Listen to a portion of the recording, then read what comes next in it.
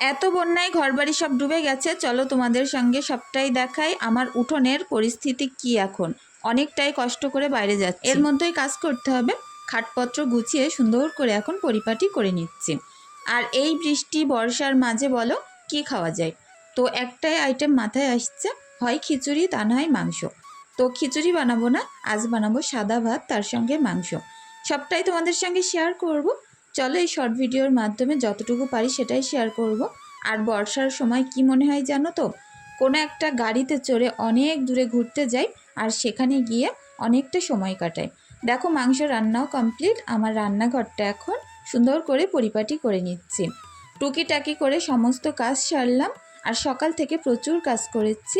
এখন দেখো ঈশার জামা প্যান্টগুলো সবটাই ঘরের ভিতরেই মেলছি। তো বারান্দায় দেওয়ার একটাই কারণ, বাইরে প্রচুর বৃষ্টি।